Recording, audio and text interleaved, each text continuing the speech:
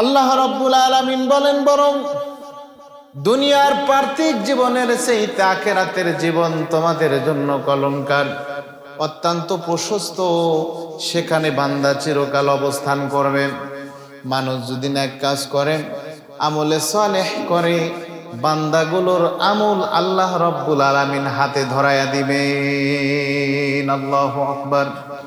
বরঞ্চ এমন যতটুকু যাররা পরিমাণ পর্যন্ত যদি বান্দা আমল করে, সেই আমলগুলো আল্লাহ রাব্বুল আলামিন বান্দার হাতে ধরায়া দিবে। সেটা হোক বদ কাজ অথবা নেক কাজ।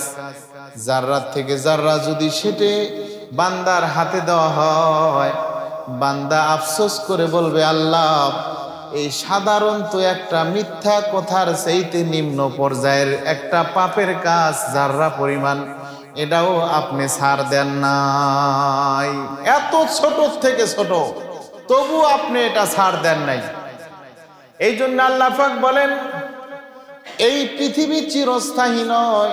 যারা চিরস্থায়ী ভাববে তাদেরকে আমি সংকীর্ণ করে দিব। তাদেরকে আমি আল্লাহর ইবাদত করার সুযোগ দিব না, বরঞ্চ তারা টেনশনে, সাংসারিক টেনশনে থাকবে।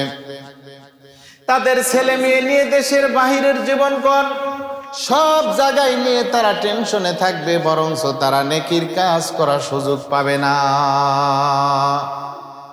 শুধু এমন ভাববে, এটা করি তারপরে এটা বাদ থেকে গেল, এটা বাদ থেকে গেল আবার আর একটা করি। মানে এমন ভাবে তারা শুধু ব্যস্ততার মধ্যেই তারা থাকবে। আর যারা নেককার হবে, পরহেজগার হবে, তারা দুনিয়াকে এমন ভাববে যে দুনিয়াটাও চিরস্থায়ী নয়, ক্ষণস্থায়ী। এটা বাসস্থান থাকার জন্য নয়, থাকার জন্য নয়, বরঞ্চ মুসাফির খানা হুরুপ তারা দুনিয়াতে থাকবে। মুসাফির যেমন এক জায়গায় কিছুক্ষণের জন্য সে অবস্থান করে, আবার সে চলে যায়। আল্লাহর পয়গম্বর দুনিয়াটা মুসাফির খানা স্বরূপ বর্ণনা দিয়েছেন। মুমিন যারা, তারা দুনিয়ার সুখ শান্তি চায় না, দুনিয়ার সুখ শান্তি তারা চায় না, বরঞ্চ সুখ শান্তি চায় সেই জগতে। কারণ এই জগৎ হলো, যতদিন হায়াত থাকবে এতদিন আমার আপনার দুনিয়া থাকবে। হায়াত যখন শেষ হয়ে যাবে, তখন আপনার আমার শরীরটা একটা সেকেন্ড, 10টা সেকেন্ড, 1 ঘন্টা 2 ঘন্টার জন্য হয়তো রাখবে। তারপরে তাড়াহুড়ো করে আমাদেরকে কবরস্থ করা হবে। তাড়াহুড়া করে কবরস্থ করা হবে, কেউ থাকবে না। এই জন্য আল্লাহ পাক বলেন, তোমরা যদি নেক কাজ করো, আমলে সালেহ করো, তাহলে আল্লাহ পাক বলেন, ওয়াবাশশিরিল্লাযীনা আমানু ওয়া আমিলুস সলিহাতি আন্না লাহুম জান্নাতিন তাজরি মিন তাহতিহাল আনহার। অপর আয়াতে আল্লাহ পাক বলেন, আল্লাহ রাব্বুল আলামিন বান্দার জন্য চিরস্থায়ীর জন্য জান্নাত দান করবেন। বান্দা সেখানে মাকিসিনা ফিহি আবাদা, চিরকাল সেখানে তারা বসবাস করবে। চিরকাল তারা সেখানে বসবাস করবে, যারা নেক কাজ করবে, আমলে সালেহ করবে। এই জন্য আল্লাহ রাব্বুল আলামিন বলেন, ইয়া আইয়ুহাল্লাযীনা আমানুত্তাকুল্লাহ, হে বান্দা তোমরা আমাকে ভয় করো। এমন ভাবে ভয় করো যেমন কোনো পীর সাহেব দেখে কোনো মুরিদে ভয় করে, এমন ভয় নয়। কোনো পিতামাতাকে সন্তান দেখে যেমন ভয় পায়, এমন ভয় নয়। যেমন কোনো মাতবারকে দেখে কোনো এলাকার মানুষ ভয় পায়, এমন ভয় নয়। একজন মাতবার কন, একজন চেয়ারম্যান কন, একজন বড় ধরনের মানুষ কন না কেন, যতই রাগীদ হয় না কেন, তার কাছে যায় যদি বসি, অবশ্যই সে ভালো কথা শুনবে, বুঝবে। আর আল্লাহ রাব্বুল আলামিন বললেন, আমি মানুষের অন্তরে, মানুষের অন্তরক্রোধ এবং সুখ শান্তি আমি আল্লাহ দান করি। বান্দা তুমি মনে রাখো, তোমরা যদি নেক কাজ করো, নেক কাজ না করো, আমলে সালেহ যদি না করো, আমি যদি রেগে যাই, তাহলে বুঝতে পারো হতে পারে তোমার পৃথিবী কিঞ্চিত পরিমাণ সময় আমি আল্লাহ তোমাকে দিব না, যদি আমি রেগে যাই। কিন্তু আল্লাহ রাগেন না সহজে, আমার আপনার মতন নয়। স্বার্থ যতদিন থাকে এতদিন আমি আপনি ভালো ব্যবহার করি মানুষের জন্য। মানুষ মানুষের জন্য ভালো ব্যবহার করে, সন্তান তার পিতামাতার জন্য ভালো ব্যবহার করে, কোন গার্জিয়ান তার জন্য ভালো ব্যবহার করে, কোন আত্মীয় স্বজন উভয়জন তাদের জন্য ভালো ব্যবহার করে শুধুমাত্র স্বার্থের জন্য। কিন্তু আল্লাহ রাব্বুল আলামিন বললেন, বান্দা তোমাদের দুনিয়াতে চলার জন্য আমি রিজিক দান করলাম, আমি তোমাদের খাদ্য দান করলাম, হায়াত নামে দৌলত তোমাদেরকে দান করলাম, বান্দা সব কিছু আমি তোমাদেরকে দান করলাম। কিন্তু তোমরা কোনো সময় আমি আল্লাহকে স্মরণ করে আল্লাহর হুকুম পালন করার অর্থে তোমরা নামাজে আসলা না, তোমরা কোরআনুল কারীম তেলাওয়াত করলা না, মাস গেল তোমরা রোজা রাখলা না, হজ ফরজ হলো তুমি হজ ফরজ করলা, আদায় করলা, উমরা করার ক্ষমতা তুমি উমরা করলা না। বান্দা তুমি কিছুই করলা না, শুধুমাত্র যাররা পরিমাণ আমল হোক আর যেটাই হোক না কেন, বান্দা তুমি ভাবতেছো আমার দেহের গরমের কারণে আমি মনে হয় জান্নাত পেয়ে যাব না, বরঞ্চ আপনার শরীর আপনার শরীর শুধু আমার শরীর আমার আয়ত্তগুলো চলে না, তাই যদি চলতো আজও পর্যন্ত কোনো মানুষ চাইতো না বুড়া হয়ে যাব। নিজের শরীরের অঙ্গ প্রত্যঙ্গ ভাবতেছি কি আমার আদেশেই চলে না। তাই যদি হতো, আশরাফ আলী থানভী রহমাতুল্লাহ আলাইহি বলেন, তাই যদি হতো তাহলে দুনিয়ার মানুষ চারটি জিনিসের মধ্যে একটা জিনিস চিরকালের জন্য মানুষগুলো সেই জিনিসটা আয়ত্তে ধরে রাখতে চাইতো। সেই জিনিসটা হলো যৌবন। একজন মানুষ দেখবেন বৃদ্ধ হয়ে গেছে, তার শরীরের মধ্যে বার্ধক্যের ছাপ পড়ে গেছে, কিন্তু এমন সিস্টেমে থাকে মনে হয় সে যেন ইয়ং হইতেছে, এমন সিস্টেমে থাকে, কিন্তু তার শরীরের মধ্যে বৃদ্ধর ছাপ পড়ে গেছে। আল্লাহ রাব্বুল আলামিন বললেন হাদিসে কুদসির মধ্যে, তোমার অঙ্গ প্রত্যঙ্গের মধ্যে কোনো জিনিস তোমার নিয়ন্ত্রণে নাই, বরং বান্দা এইগুলো নিয়ন্ত্রণ আমি আল্লাহ রব্বে কারিম করি। সুবহানাল্লাহ। এগুলো সব কিছু আল্লাহ পাক নিয়ন্ত্রণ করেন। আপনার হাত যদি নষ্ট হয়ে যায়, আপনি বলতে পারবেন না, পৃথিবীতে এমন কোনো কোম্পানি নামে নাই আপনার হাতের মতন হাত আবার লাগায় দিবেন।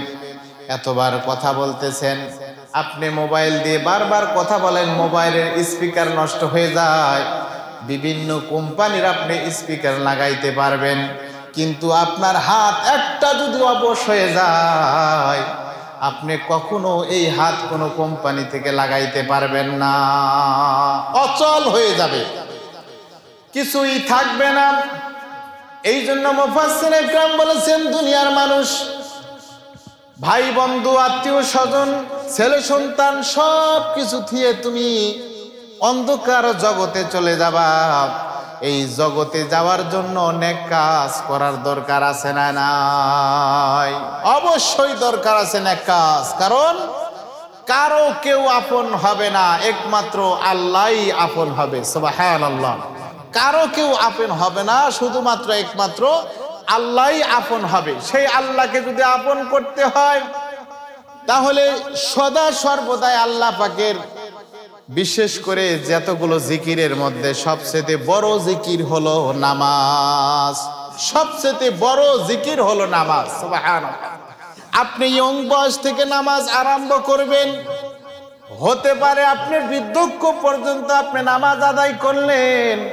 নামাজ আদায় করতে করতে যখন আপনি বৃদ্ধ হয়ে গেলেন, আপনার মসজিদের উপর একটা মহব্বত থেকে যাবে, থাকবে কি থাকবে না? আপনি বৃদ্ধ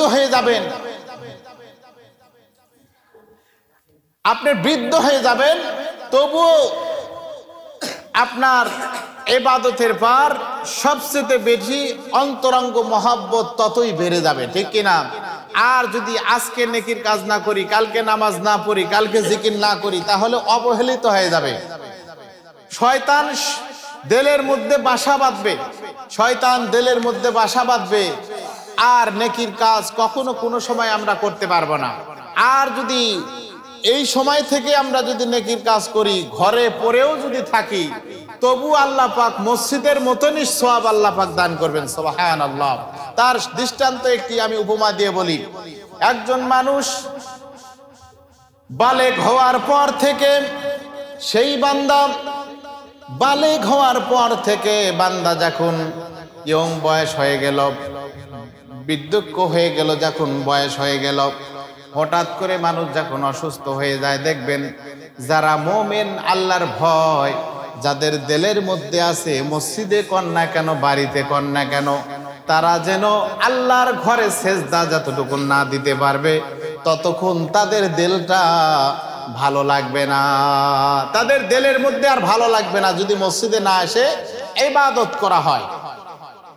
নাম বললে চিনবেন, বেচারা মারা গিয়েছে, অত্যন্ত অসুস্থ হয়েছে, তারপরে তিনি মসজিদে এসেছেন, আল্লাহ তাকে মাফ করে দেখ। ওনার মসজিদ ছাড়া কখনো কোনো সময় ভালো লাগতো না। সুবহানাল্লাহ।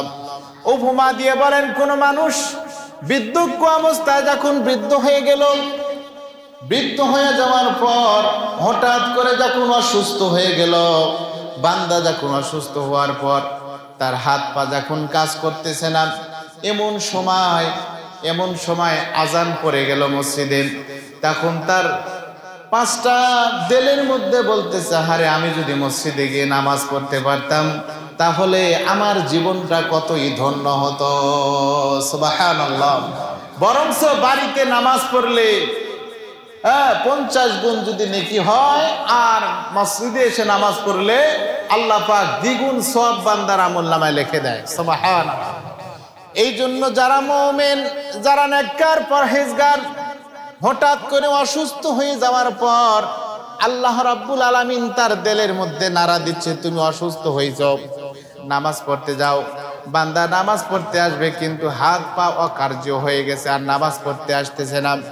বান্দা চেয়ারে হোক অথবা বাড়িতে বসে নামাজ পড়তেছে আর বারবার করে কান্না করতেছে। নামাজ যখন শেষ হয়ে যায়, এমন সময় দুই ফেরেশতা এসে তার আমলনামা লিখতেছে। দুই ফেরেশতার মধ্যে আমাদের যতটুকু নেক কাজ করি সবগুলো বদ আমল এবং নেক আমল, এইগুলো আল্লাহ পাক লিপিবদ্ধ করায়। সুবহানাল্লাহ। আমরা নেক কাজ করি আর বদ কাজ করি, এইগুলো আমল সাথে সাথে লেখা হয়। সুবহানাল্লাহ। কেউ না দেখুক তবে আল্লাহ পাক সেটা দেখেন, কেউ না দেখুক তবে আল্লাহ পাক সেটা দেখেন। বান্দা যখন নামাজ শেষ হয়ে গেল, নামাজ ডানে বামে সালাম ফেরার পর দুই ফেরেশতা যখন লিখতেছে তাদের আমলগুলো, এক ফেরেশতা লিখতেছে সে তো বাড়িতে নামাজ পড়লো, তার আমলনামায় 50 গুণ লেখা হোক।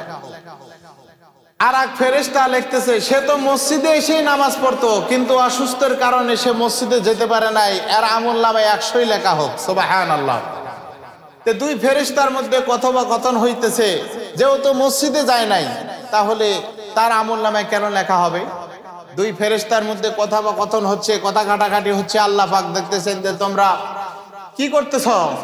তখন বলতেছে, আল্লাহ এই বান্দা তো মসজিদে যায় নাই, এ বাড়িতে নামাজ পড়ছে, এর মসজিদের সওয়াব লিখতেছে এই ফেরেশতা। আল্লাহ রাব্বুল আলামিন ডাক দিয়ে বললেন, ফেরেশতা শোনো, এই বান্দাকে বানাইছে কে? ফেরেশতারা ডাক দিয়ে বলেন, আল্লাহ আপনি বানাইছেন। সুবহানাল্লাহ। বললেন আপনি বানাইছেন, এই বান্দাকে রিজিক দেয় কে? ফেরেশতা বললেন, আল্লাহ এই বান্দাকে রিজিক দেয় আপনি। আল্লাহ আপনি সব কিছুই করেন। আল্লাহ রাব্বুল আলামিন বললেন, শোনো, এই বান্দাকে অসুস্থ বানাইছে কে? আল্লাহ রাব্বুল আলামিন ফেরেশতাদেরকে যখন বললেন, ফেরেশতারা বললেন, আল্লাহ অসুস্থ তো আপনিই বানাইছেন, আপনি তো অসুস্থ বানাইছেন। বললেন শুধু কি অসুস্থ শুধু তার দিলে, না পায়ে বা হাতে? ফেরেশতারা ডাক দিয়ে বললেন, আল্লাহ এমন অসুস্থ বানাইছেন সে শরীর অসুস্থ অবস্থায় সে মসজিদে যাওয়ার অক্ষমতা, সে যাওয়ার ক্ষমতা রাখে না। এই ফেরেশতাগুলো বলার পর আল্লাহ রাব্বুল আলামিন বললেন, শোনো, অসুস্থ বানাইলাম আমি, আর খাদ্য দিলাম আমি, বানাইলাম আমি, সবকিছু আমি তৈরি করলাম। তাহলে অসুস্থ যদি আমি দিয়ে থাকি বান্দা, আমি বলতেছি ফেরেশতা শোনো, আমি বলতেছি এই বান্দা মসজিদে না যে বাড়িতে নামাজ পড়েছে, তবে এই বান্দার আমলনামায় 100 গুণ সওয়াব তুমি লিখে দাও। তার কারণ হলো অসুস্থ বানাইলো আল্লাহ। আল্লাহ পাক সব কিছু দিলেন, দিলের মন ভোগ করতে পারি, ব্যথা ভোগ করতে পারি। আখিরাতের জগৎ, কবরের জগৎ সবচেয়ে ভয়ঙ্কর। আল্লাহর পয়গম্বর বললেন, হযরত খাদিজাতুল কুবরা রাদিয়াল্লাহু তাআলা আনহা, ফাতেমাতুজ জাহরা রাদিয়াল্লাহু তাআলা আনহা কে যখন কবরস্থ করা হয়, আল্লাহর নবী ডাক দিয়ে বলতেছিলেন, ও কবর, তোমাকে তোমার মধ্যে কাকে রাখা হচ্ছে তুমি কি জানো?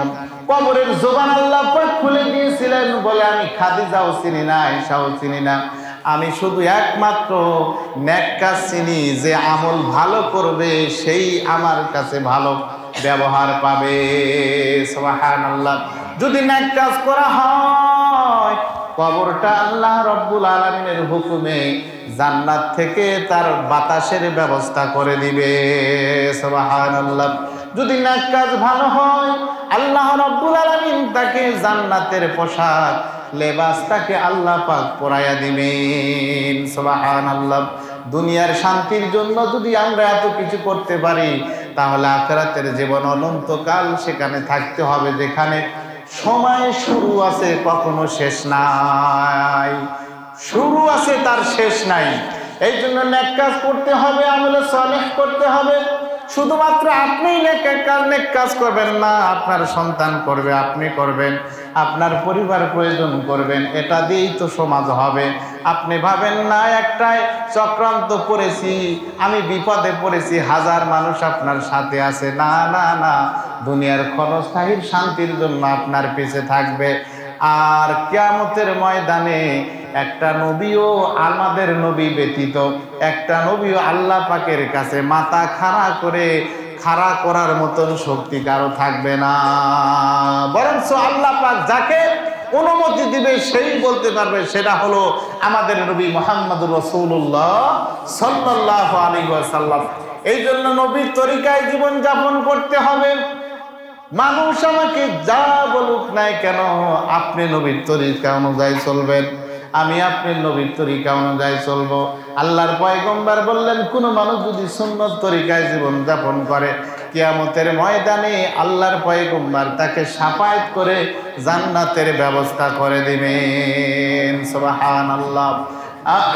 আর দুনিয়াতে পড়লে হয়তো টাকা দিয়ে আপনার বন্ধু থাকতে পারে, সেই জগতে কারো কেউ আপন হবে না, শুধুমাত্র নেক কাজ, শুধুমাত্র নেক কাজ। এই জন্য আমলের প্রতিযোগিতা বাড়াইতে হবে, আমল করতে হবে। সাহাবা একরামের মধ্যে এমন মানুষ ছিলেন, তারা আমলের প্রতিযোগিতা করত।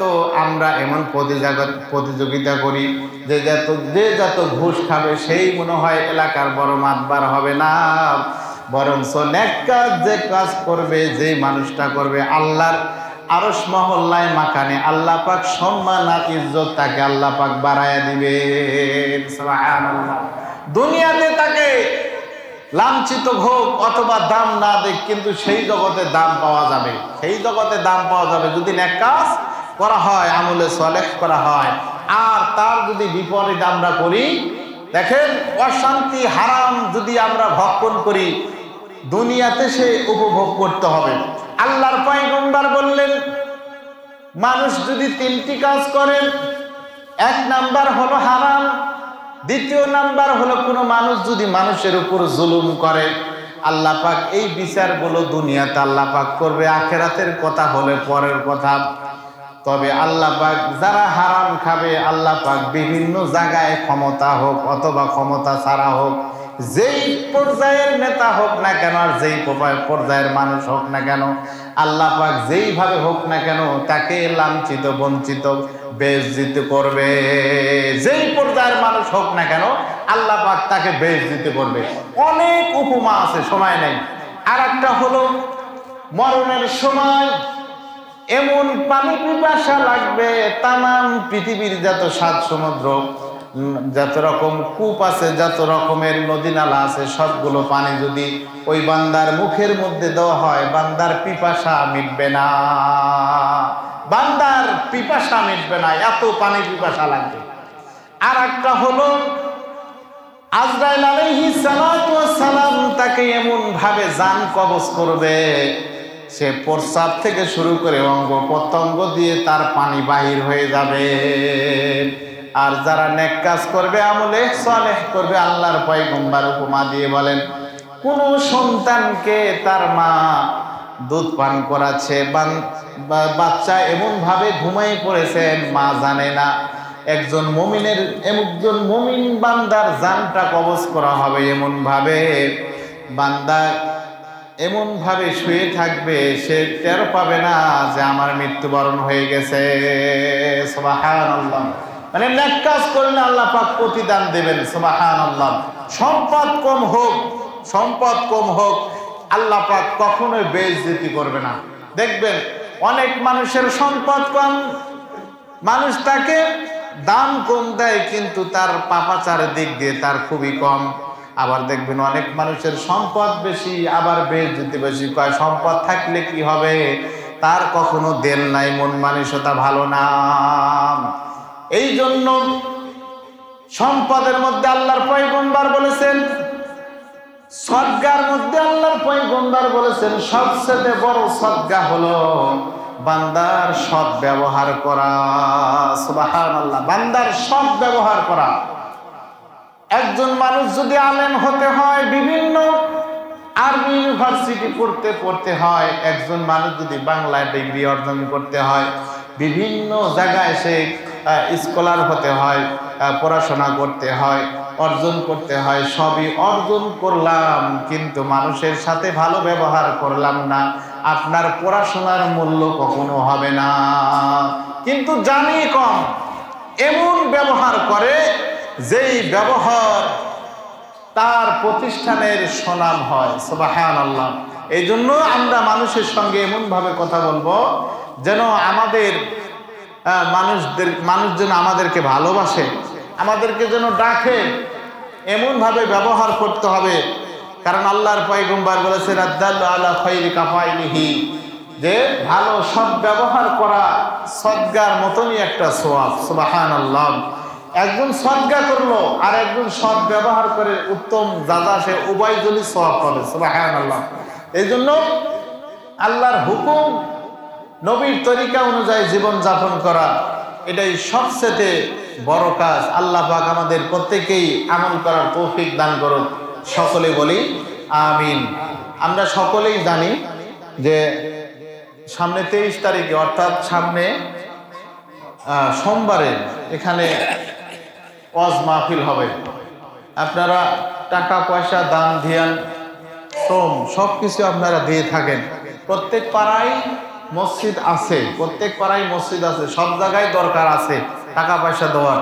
তবে এই বড় মসজিদের জন্য আলাদা একটা সকলেরই বাজেট থাকে, কি কন? এই জন্য সকলের আপনারা টাকা পয়সা দিবেন, টাকা পয়সা দিয়ে সহযোগিতা করবেন, সওয়াবের নিয়তে দিবেন। সওয়াবের নিয়তে বাকি দেওয়ার দরকার নাই, যে বাকি 20,000 টাকা দিলাম, 2,000 টাকা নগদ, 18,000 টাকা বাকি তো বাকি, এরকম দরকার নাই। আপনি নগদ দেন, 2-4 টাকা যা নগদ দেন, দিয়ে আপনি আল্লাহ পাকের কাছে সওয়াব অর্জন করেন। সকলেই কিন্তু সমান না। একজন বাকি দেয়, সে দিয়ে দেয়, আর কিছু লোক আছে দেখেন বাকি লেখায় অর্ডার, জীবন শেষ। দরকার নাই, নগদ দেন, যা দেবেন নগদ দেবেন, সওয়াব আল্লাহ পাক দেবেন, এর প্রতিদান আল্লাহ পাক দেবেন। তার কারণ দান সদকা করার প্রতিদান সওয়াব, সর্বপ্রথম যে জিনিসটা আল্লাহ পাক দান করবেন সেটা হলো আল্লাহ পাক মুসিবত আল্লাহ পাক দূর করে দিবেন। সুবহানাল্লাহ। মুসিবত এটা আরবি শব্দ, মানে বিপদ আপদ আল্লাহ পাক দূর করে দিবেন। সুবহানাল্লাহ। এর চেয়ে সহজ কাজ আর কোনো কিছু হতে পারে না।